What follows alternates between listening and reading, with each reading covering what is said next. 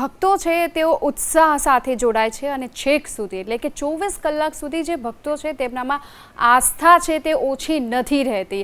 આ આસ્થા છે તે એકદમ યથાવત રહે છે અને સીધા જ જે આ દ્રશ્યો અત્યારે જોઈ શકો છો કે મેયર અહીં જોવા મળી રહ્યા છે ભગવાન જગન્નાથજીને હાલ પ્રાર્થના કરતા તેમની પૂજા અર્ચના કરતા। જ્યારે આ રથ છે તે કોર્પોરેશન એએમસી ખાતે પહોંચી ગયો છે ત્યારે હાલ જે તમામ મેયરની સાથે જે પદાધિકારીઓ છે, જે કોર્પોરેટર્સ છે, જે કર્મચારીઓ છે તેઓ પણ અહીં ઉપસ્થિત છે અને તેઓ પણ ભગવાનને આવકારી રહ્યા છે। તેમને ફૂલહાર અર્પણ કરી અને જે પ્રાર્થના કરતા જોવા મળી રહ્યા છે। આ વર્ષોની પરંપરા છે કે જ્યારે પણ ભગવાનના રથ છે તે એએમસી ખાતે પહોંચે છે ત્યારે ચોક્કસથી અહીં ભાવભીનું સ્વાગત કરવામાં આવે છે અને આસ્થા સાથે જ્યારે અહીંથી પસાર થઈ રહી છે આ રથયાત્રા। અને હવે અમદાવાદ જે પ્રકારે વિકાસ કરી રહ્યું છે અને એ વિકાસ આગળ પણ આ જ પ્રકારનું યથાવત રહે જ ભાવના સાથે અહીં પૂજા અર્ચના પણ કરવામાં આવી રહી છે, ભગવાનને પ્રાર્થના કરવામાં આવી રહી છે। કુશાંક આપણી સાથે જોડાયા છે। કુશાંક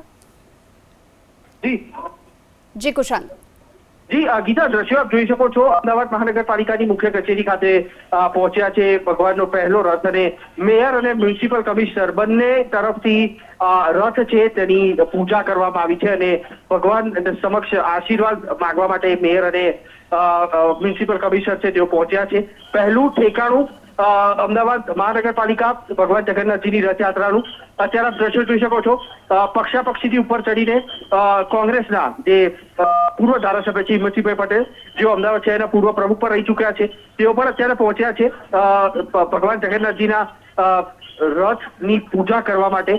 કોર્પોરેશનથી આ જે રથ છે તે ખભાસા સુધી જશે અને પૂજા તેમના તરફથી અહીંયા આગળ કરવામાં આવી છે। ઠેક ઠેકાણે સ્વાગત ભગવાન જગન્નાથજીના ત્રણેય રથના કરવામાં આવી રહ્યા છે।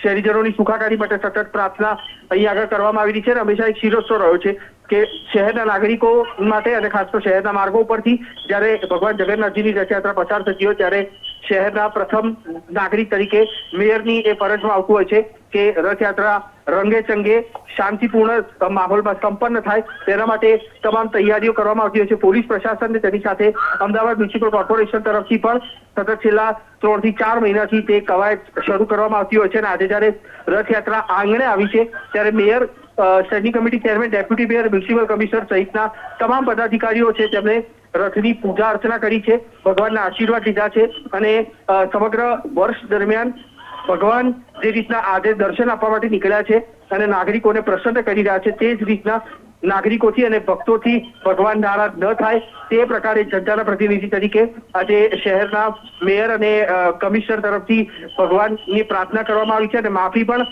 માંગવામાં આવી છે કે ક્યાંય પણ ભૂલચૂક રહી જાય તો તેને માફ કરવામાં આવે। આ એક શિરસ્તો હંમેશાથી રહ્યો છે।